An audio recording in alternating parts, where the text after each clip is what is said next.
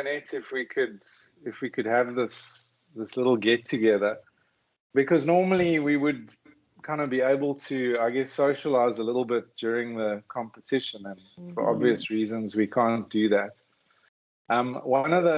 Selfishly, one of the reasons why I like to have this session is because the character that I play in the show is a bit harsh, and I just want to make sure that I haven't caused any of you any psychological problems.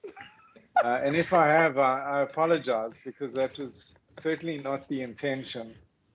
I'm actually a fairly nice guy. I can vouch for that.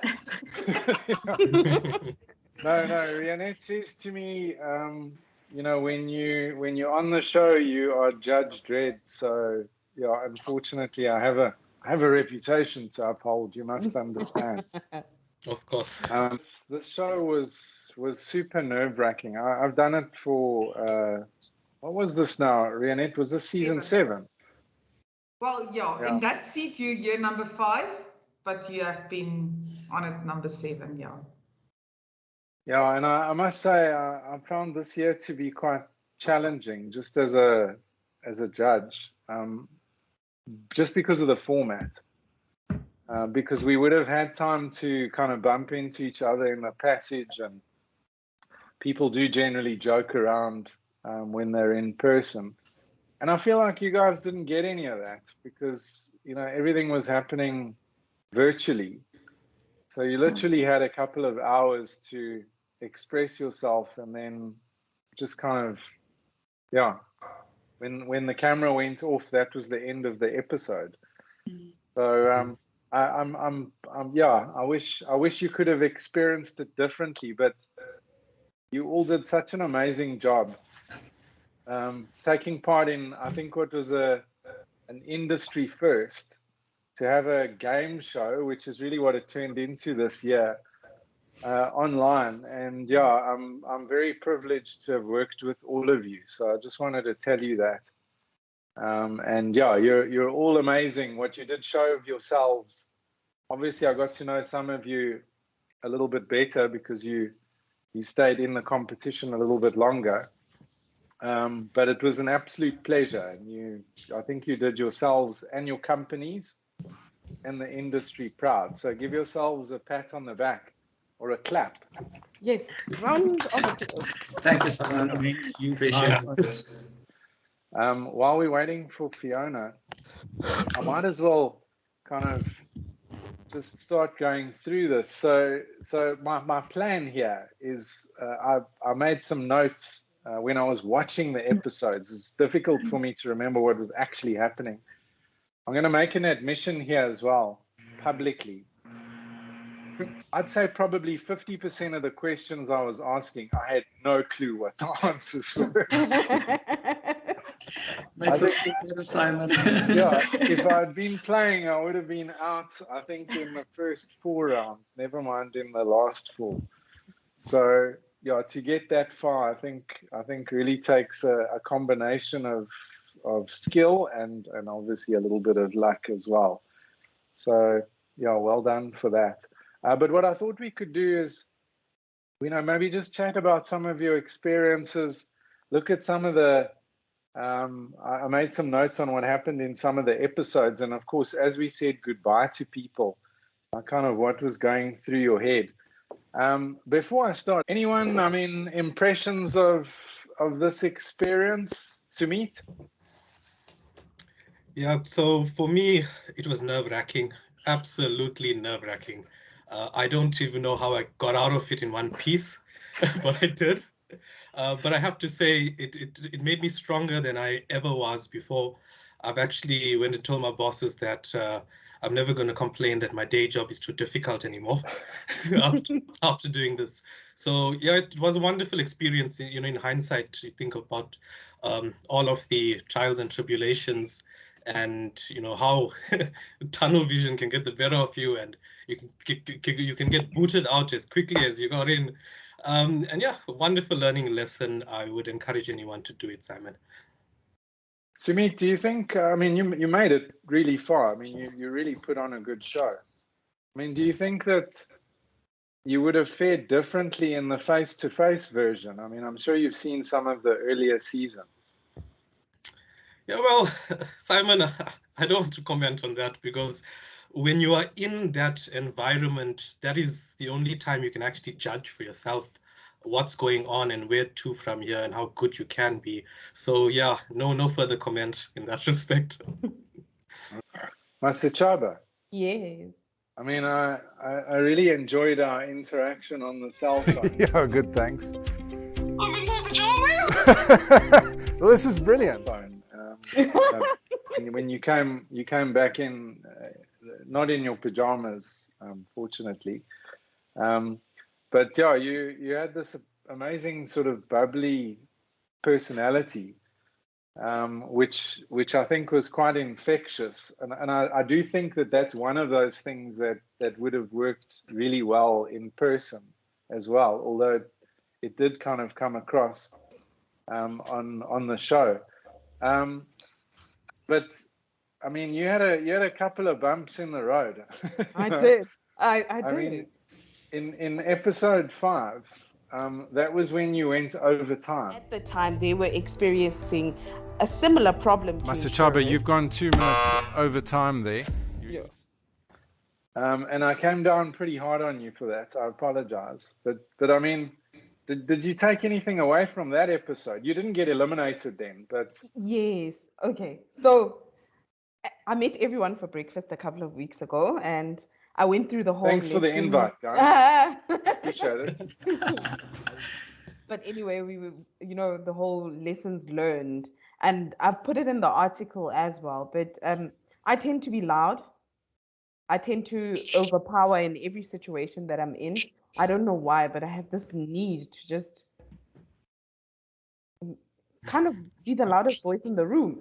And the takeaway is that you don't have to be the loudest voice in the room to get your point across. Yeah, that's absolutely true.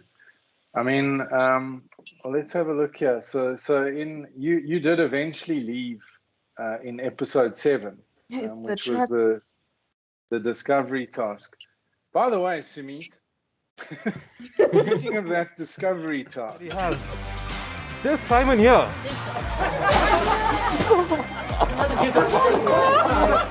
yeah.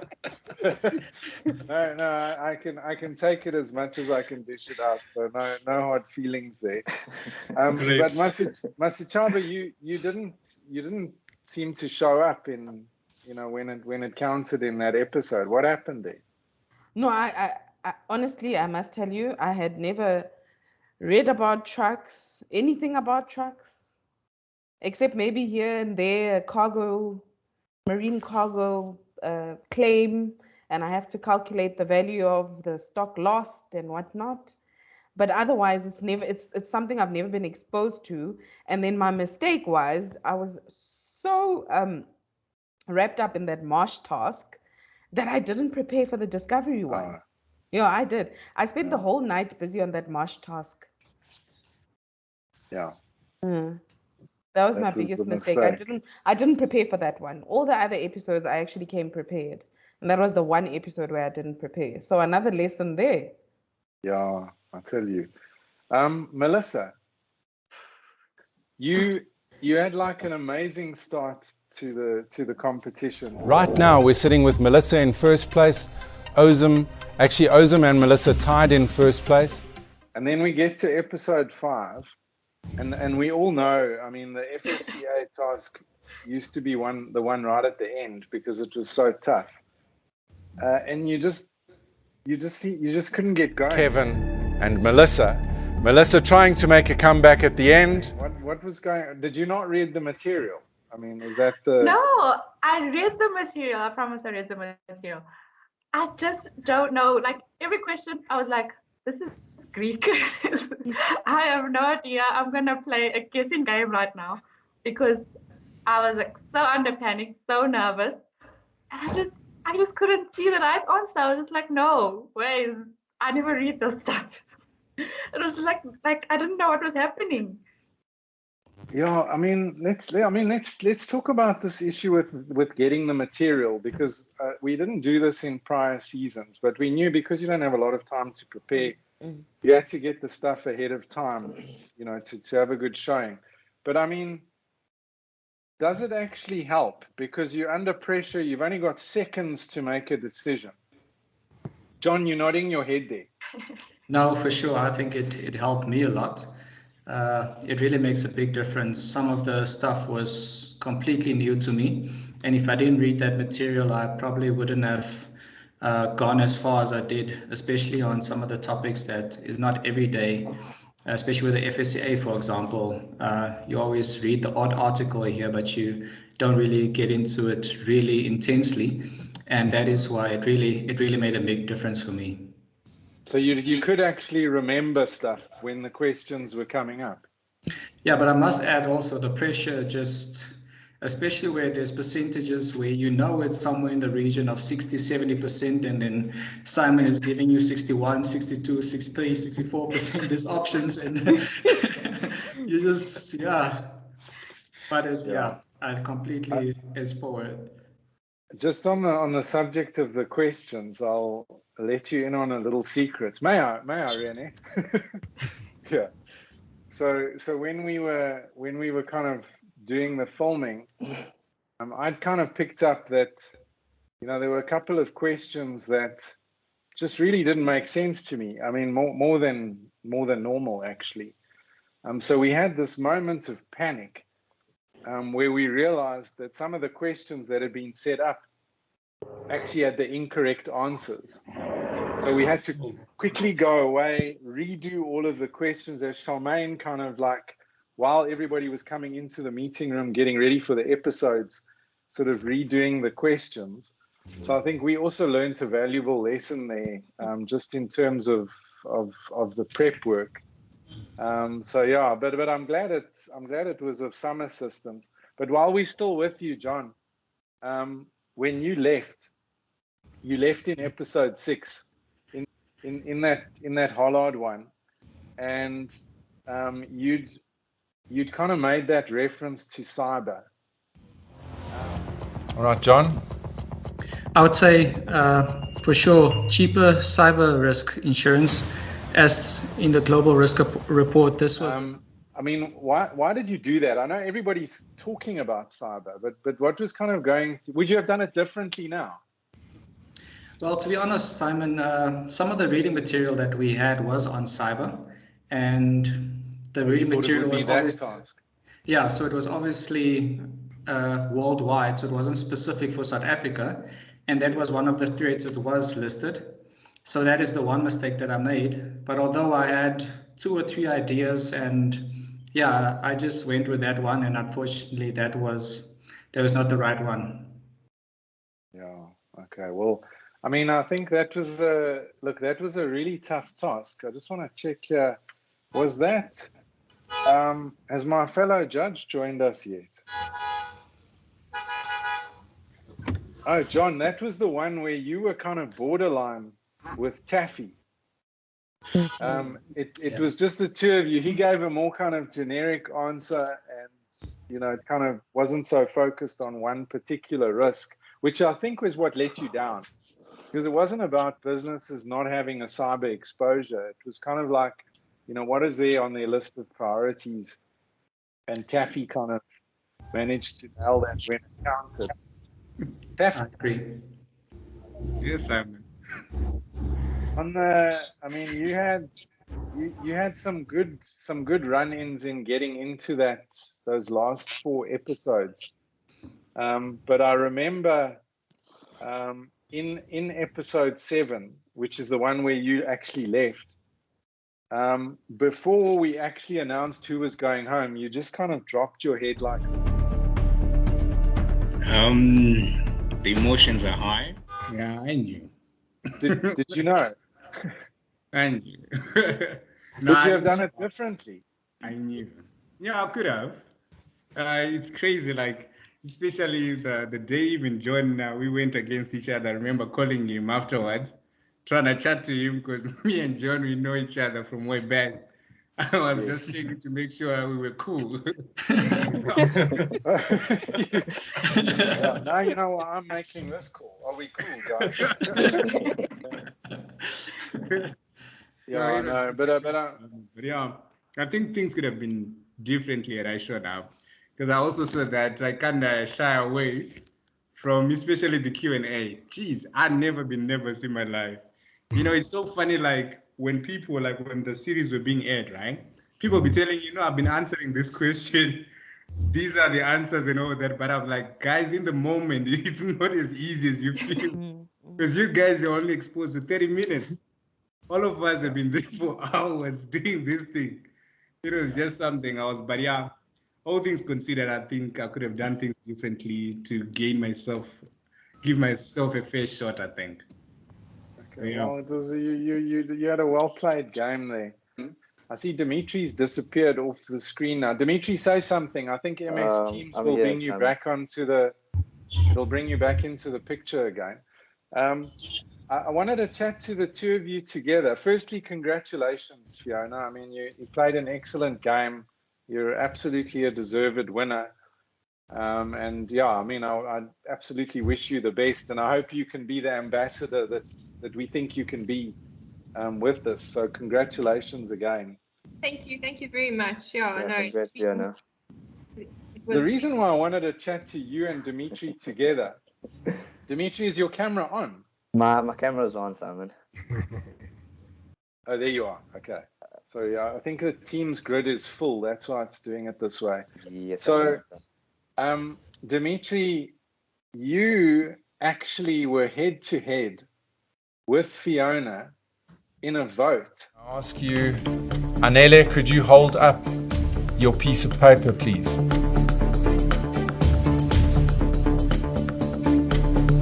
One vote for Dimitri. Kevin, could you please hold up yours to the camera? 2 votes for Dimitri. John, I'd like to see who you voted for, even though it's all academic right now. Fiona. So in episode 5, FSCA, the 2 bottom scores are Fiona and Dimitri. And there's a vote to decide who goes out. So I mean, how do you feel now? Because the person that you were head to head with at that time has actually gone on to win it. Could have been you, man. Yeah, Simon, I remember it like it was yesterday, and even now I'm sitting here, I'm nervous. I'm just waiting for you to say it's time for rapid risk. So yeah, big congratulations to Fiona. I think she deserved to win. I watched every single episode because I was eliminated like rather early in the competition. I mean, I would have liked to go on.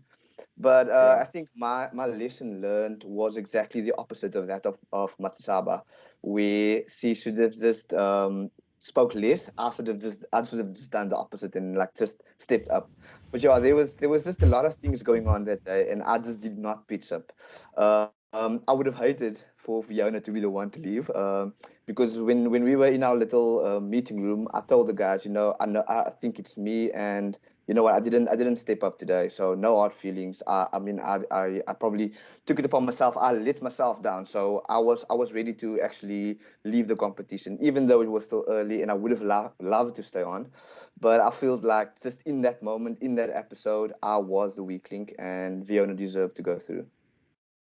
Yeah, no, I feel there was a bit of a conspiracy in that episode, and that is just that Dimitri and I are the only ones from the Western Cape. Yeah, you want to something there, Fiona. Well, look, I'm from the Western Cape too, so if that was true, I would have kept both of you in. So, yeah, no, thanks, Dimitri. I mean, it's never, even though it doesn't seem like it at the time, I don't like to see anybody leave the competition. And we don't know. I mean, in every episode, we don't know what's going to happen. We don't know who's going to come out on top. And you're quite right. You did kind of disappear a little bit in that episode. But there are ways of doing it without kind of being over boisterous. Hey, Masichaba, overly boisterous. For instance, Anele. Because in Anele's case, I mean, there were several points where I thought she's so quiet and sort of very cool, calm, and collected, and yet landed up, in that nail-biting sort of final moment in episode 8. Anele. Or meet the standard that they're looking for. To address Sumit's concerns on insurance risks, they can purchase insurance through Hollard, who offer these great products in terms of agriculture as well as business risks for Connie. Very good. Anele, I really want to compliment you. I thought you owned it today, especially in the Q&A section. You had some really good answers there, well thought out on your... No, I mean, I have to take my hat off to you, because it's, you often hear about meeting people that have a quiet confidence, and yet you were still kind of commanding the virtual room often. I mean, is this due to your training, do you think, as an advocate, or, I mean, what's your secret? I really don't know, because everyone keeps on mentioning it, and I'm like, do you know how nervous I am? Like, I feel like I'm rattling inside most of the time. I'm like, no, but you can't see that. So it could be training, it could be, I don't know, character. So I did a lot of public speaking growing up, and you kind of know when to speak and when not to speak. But a lot of this was just off the cuff and just, I guess, reverting back to what you know. And that's what I always kind of played the game at. There was no plan though. Yeah, I mean, firstly, I must tell you something else as well. My daughter, Paige, who's in third year law, she's doing third year law in Stellenbosch, and she was like, Dad, firstly, I'm extremely upset with you that Anele didn't win. No offense, Fiona. But please, can you connect us? You are her hero. So tell her to give me a call. Yeah, I'll connect the two of you. But yeah, she was also just blown away, like so many people. Yeah. With how you kind of, took control of what was often like a hectic sort of very confusing space. So. Yeah. Yeah, well done and well played. I think it was the only way we could end the competition. And then I know there were lots of people for both of you. Fiona on the one side, go Fee and Anele. So I mean, we certainly got the audience behind both of you. But yeah, hopefully you also go from strength to strength. I think you really did our industry proud right up until the closing moments on the show. Kevin, where art thou? Yes. You're still in the witness protection program. Yes.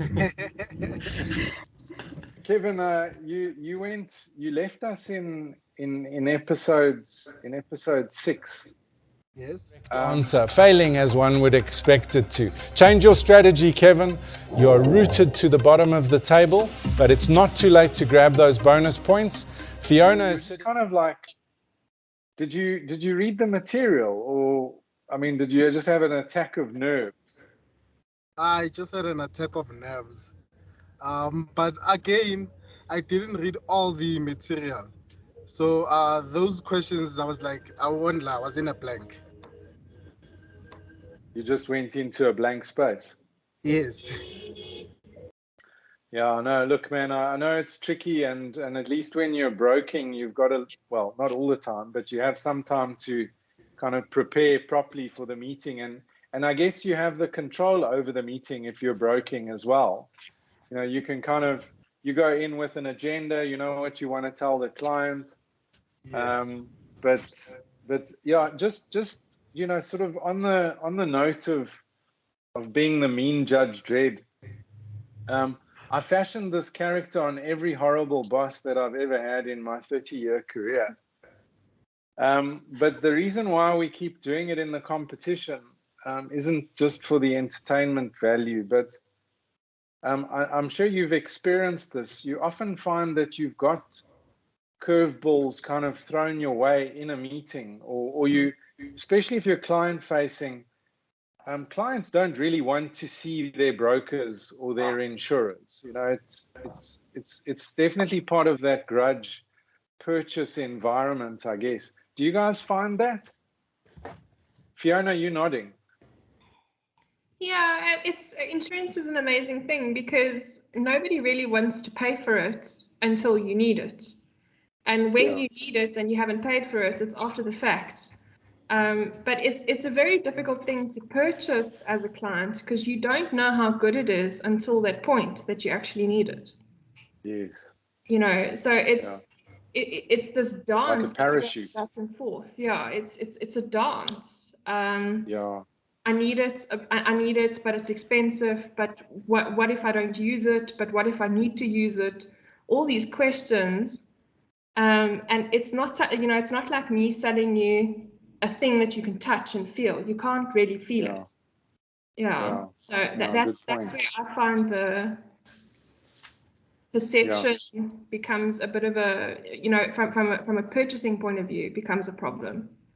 Yeah, sure. Brendan, you're a broker as well, right? Yeah.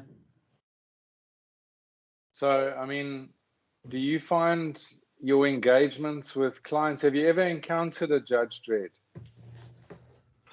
No, not directly. So not in the sense where you put into a corner, but I mean, there's always questions that come up, and sometimes that you don't necessarily have the answers for immediately. So there's always that, you know, that curveball that gets thrown. But ultimately, it's not as bad as what it was during the competition. So yeah, clients aren't as hectic. I mean, you put on an amazing performance. I mean, you were pretty consistent throughout the competition. And then, of course, there's that moment. In fact, before we get to episode 8, there was that moment, I think it was in the discovery task, episode 7. So it's you and Sumit on the same team. You're kind of dealing with the presentation in an informal way. And then I asked you this question about this amazing idea. I ask you, whose idea was this trip advisor? Who thought of that? Who thought of the pothole scanning? So it was a joint effort, I would say, Simon. You both immediately thought of the same idea at the same time. Oh, it was. I'm not sure how or so. Okay, let me repeat that. So, the idea around the pothole scanning and trip advisor, how did that come about? Who thought of that idea? Yeah, so, we were building on ideas. So it started off with telematics, and then I said, okay, can we use telematics to take photographs of the potholes? And then Brendan came in and said, okay, so whose idea was it? Further and actually monitor the entire trip, especially on long hauls. Okay, but was there did somebody say, hey, let's do this pothole scanning thing? Who thought of that? What was going through your mind, Brendan? I mean, did you think that I was thinking this was a bad idea?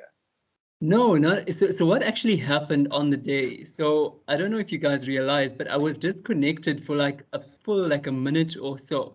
So there was parts of that entire conversation that I missed. And then when I got back, I was like stunned. And then you guys posed the question, do I agree with Sumit? And then I was like completely blank because I didn't know what I said. So it was the most confusing. When I watched it back, I actually wanted to watch how it was going to come out, and it was like the most confusing moment for me in the entire show. So yeah, it was really. Well, you hit it well. I mean, you did look confused, but I thought, oh no, he's playing a political game here. He doesn't want to step up and say it was his idea, just in case it was a bad idea. So you actually covered the fact that you didn't actually hear the question really well. Yeah, well done. And then, of course, episode 8. I actually didn't consider the fact that we were actually producing these vaccines, and I think that's basically a lot of contradiction in terms of the faith as a company that you'd actually have in terms of the vaccines. Brendan, you seem to kind of go down a road and then in this meeting you're being asked a question and you're going, well, I hadn't really thought about that, and then changing tack and sort of going in a different direction. Yeah, you kind of you were making suggestions and then backtracking. I think Knox was probably putting more pressure on you than I was actually. Did you learn something out of that episode? I did. You know what? When I looked at the marsh task, I was stunned. I didn't know where to start. I didn't know what to think about. It was, for me, that marsh task was something else. I've never looked at alternate risk at all. I know there was some information that we received in the packs, but which I browsed through. I didn't look into detail, which in hindsight I should have. But yeah, that task was something else. For me, I think it was the nerves that really killed me because I wasn't familiar with it, the confidence was not there. And when I answered, and that's probably why I contradicted myself a lot as well, because I wasn't answering from a confident position. That was really tricky for me. Yeah, look, that marsh task, Rionette, I mean, you'll remember when Matthew first sent us information on the task they wanted to do. This was actually option B that they used in the show because I couldn't understand option A. I was like, what is this actually about? What do you want people to do with this? And how are we going to get all of this information across in a short space of time? So they have a reputation. Rionette, do you remember that? I remember it very well. And one of our concerns was we never knew if the game show format is going to give us the best top 10. Remember, Simon? And we were like, maybe we're going to have to ask Marsh to dumb this task down because are we going to have the best top 10? And by the Wednesday, Marsh, remember, Matthew phoned us and asked us, is everything on track? And we were like, yes, we can go ahead with a task. But yeah, I mean, it started off on an absurd level and we had to ask them to simplify it slightly, to take, I think for all the sponsors, all of them were involved previously, and time preparation of task, there was a lot. And we had to remind them the whole time that the task preparation time was a whole different story, and it threw them, but all of them came to the party 100%. But yeah, that was quite a challenge for everyone. Yeah, I mean, Rionette, I think you did a great job of pulling this particular crop of sponsors together because they did some amazing things. I mean, given the restrictions that you have on you with doing it on a virtual platform, up until that first episode aired, I was kind of like, geez, are we doing the right thing here? Should we just have not had a show this year and waited until we could actually do the face-to-face again? And Rionette, just really kudos and congratulations to you because this is an incredible initiative. I think I speak for all of us. We're privileged to take part in it. Thank you. And I think it really does bring out the best in people. So yeah, well done. Thank you, Simon. Thank you, Simon. I think I might be playing some part in this, and I mean I came up with the idea sort of, but please make no mistake that none of this could happen without you particularly, and I think the team from Flash Forward. I think having them on board, they are just on another level, and with Ryan just knowing what to do in the edits, I mean I couldn't be happier. The feedback that we are getting is just on another level. I think people didn't think we're going to be able to do it. The sponsors trusted us, maybe just because they know they have walked the path with us, but I mean, it was such a risk, like you say, Simon, from the first episode. It was such a risk because no one knew what was going to happen. And I couldn't be happier with the tasks, like you say, that was set up. I mean, we had flippin' fantastic tasks. It's a real pity that we couldn't have them in real life, but we had amazing tasks from the FSCA, Hollard, Discovery, Marsh. I mean, it couldn't have been better. The sponsors were as resilient as what we were in terms of adapting their tasks.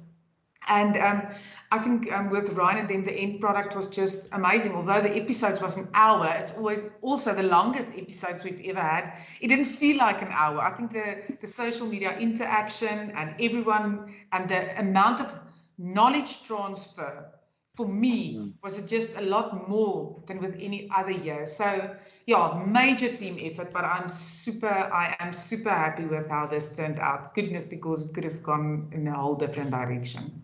Yeah, no, it was definitely a success, I think.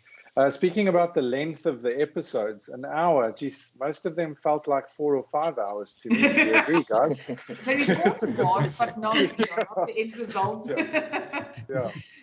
I had somebody say to me, so I was in a meeting one Thursday at 11 o'clock or something.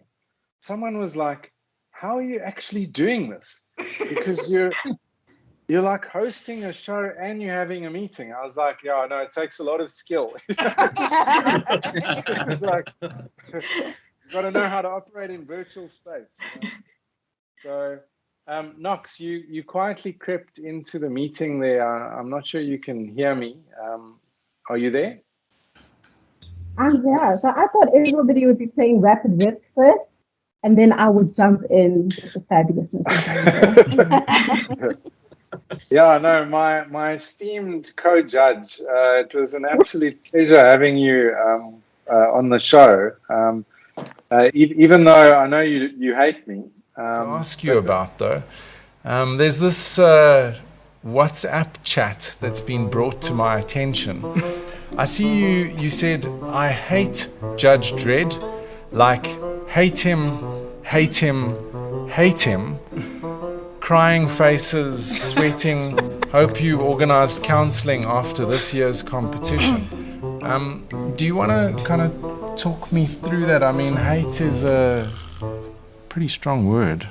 Well, Simon, I think I'm in good company because after this season, all these apprentices in front of us are going to understand those sentiments. Yeah, they're going to hate me as well. Oh, they'll get it. So it must have been quite difficult for you to stay on the show for, right till the end. Not quite. I was determined to make your entire experience miserable by disagreeing with every single point you made. And I think But you've got a different view, the content. Whilst they definitely deserve some sort of punitive measure, and we can talk around that, I beg to differ. I'm not convinced on your choice and your option. Of course you're not, because you never are. I actually wanted to keep everyone in the show right up until the last episode, and Knox was like, no, Simon, you are not doing that. Fire this guy, fire that one, fire this one. So, and I had to take the heat for that. And you have to get away with it, Simon. Yeah. But I must say, I got a lot of interesting nicknames from the show as well. So I don't know if you guys are noticing, but I'm making it a point to smile because apparently I have a very cold, ice cold demeanor. I was called Ice Queen, Cruella de Vil. Yeah, you were the harsh one this year. You see. My point is underlined completely. Rianette, I told you that if we brought Knox on board, people would stop hating me. And look, it's actually working. Both right. Okay. Just I don't think I can do that on this, so no. No, you did a great job. Was there a highlight in the show for you, Knox? I mean, an episode that stood out for you? So I absolutely loved the small business episode highlight. Episode 6, I think it was. Naturally, that's my environment.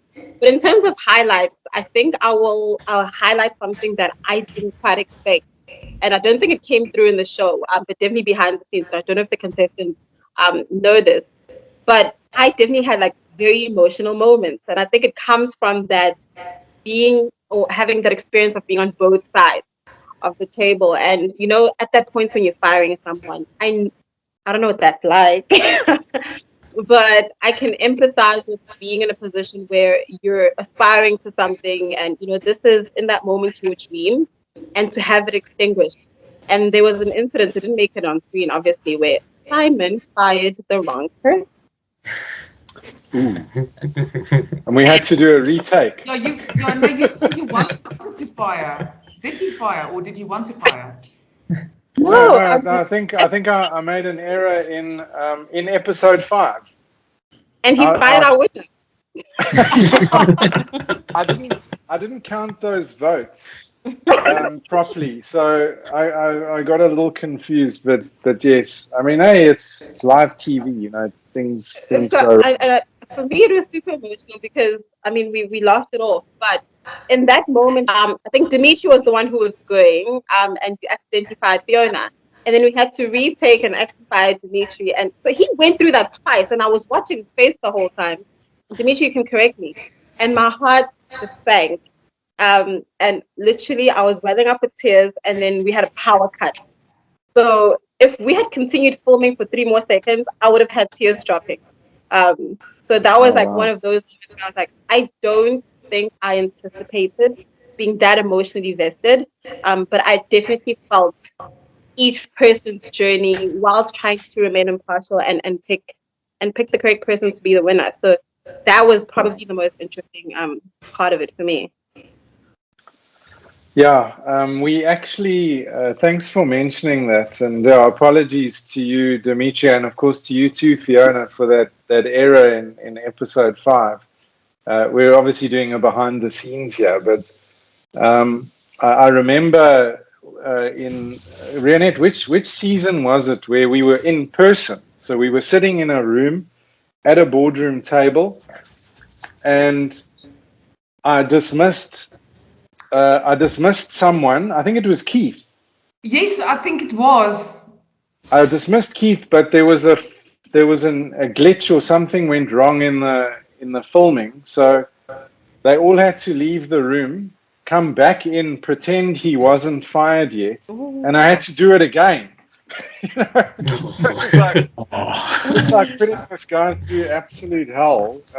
So yeah, but. Yeah, I do realize it's people's lives. I know it's a game, but again, you went online earlier, Knox, when I said I don't really get a kick out of seeing anybody go, and I certainly am not the character that I portray in the show. But yeah, we do have to get from a big group of people down to a single person. So we have to do that as expediently as we can. I really didn't like the sort of goodbye and you just disappear. It's like you really are not there anymore. Yeah, thanks, guys. I mean, I'm happy to open the floor up if anybody wants to say anything before we close off. Any last words from any of you? I want to talk. Thank you, Simon. Thank you for doing this. I don't think anyone realizes how important you and now also Knox is on this journey. Yes, I am running with the show and I'm doing the hard work behind the scenes. But literally, guys, it's a teamwork like nothing else. So from the bottom of my heart, once again, Simon and Knox, thank you very, very much for the role you play. It is, yeah, I won't be able to do it without you. I cannot see anyone else doing it, and I'm not foreseeing it. So you just stick on and be part of this team forever and ever. And then to the top 10, guys, yeah, we were nervous. We worried, are we going to get the best top 10? But the format that we worked on this year is actually the format in terms of the elimination rounds that I'm thinking of taking forward, because I think if you've got the knowledge, if you put in the work to read up, to spend time on the reading material, and to think out of the box, you are inevitably a strong person. And if we see it here, and if we see it in any other way, it's going to come out. So I'm very proud of every single person of you. I think it worked out immensely well. I wouldn't have it any other way. So thank you for the part, and for the social media guys. You have been a phenomenal team sharing your experiences, and I hope that we have a record amount of people applying, because you've really done your bit on sharing the good part. And also now remember that the magazine is out, another stunning magazine. So please make sure that you also share that with your social media posts. But thank you for being real ambassadors, because that was what we were looking for, even not only in a winner, but in the top 10. And you guys have really stepped up into that role, and I do appreciate that very much. So from my side, just a thank you. And thank you for the sponsors who's not part of this group, but hopefully they will listen. It's just a massive team effort, and I'm super happy and super proud that it was another successful one. So that's me. Thanks, Jeanette. Anyone else? Any last words? Well, I just want to echo what Jeanette has said. Definitely, Knox, Simon, it was wonderful working with you. And Simon, I've been watching the show, and your sarcasm is just top of class. I really had a good laugh. Thank you. Yeah, it's not nice to be on the receiving end of it, I'm sure. But yeah, thanks, Sunit. And you, I mean, are a great competitor. I know I made fun of your excitability, but you should actually go work at Eskom, because we need energy in this country. And I think you have the secret somewhere. Yeah. So well done. Thank you. Thank you. I think just to hop onto Sumit's, quickly to hop onto Sumit's point, I had someone ask me on social media, how do you keep a straight face next to Simon? Like a great difficulty, because some of those quips are just, I'm just like, how does your mind work?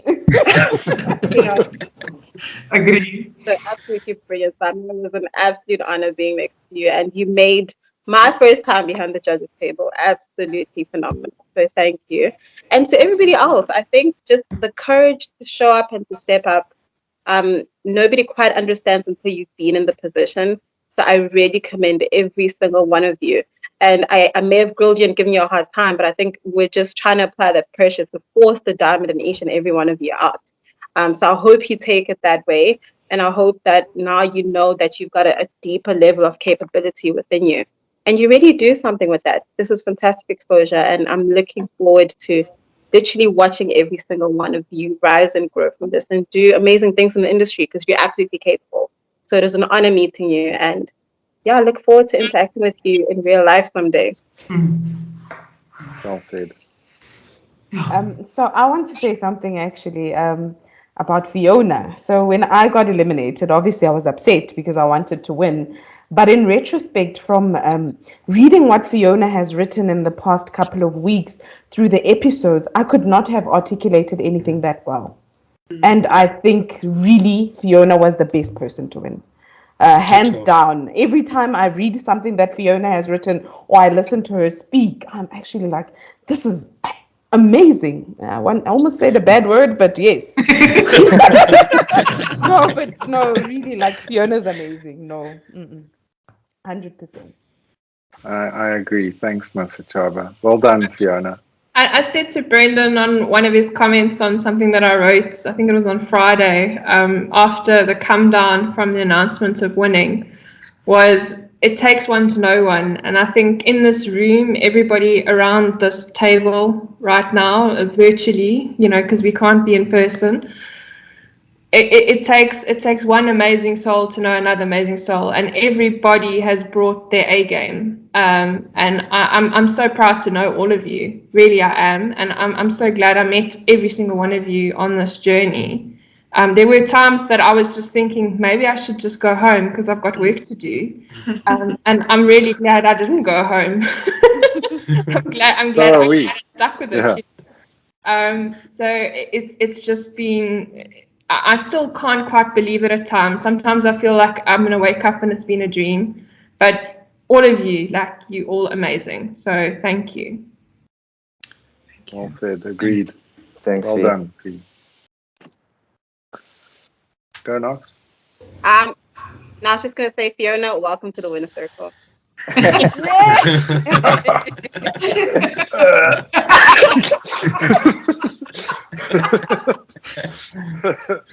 Yeah.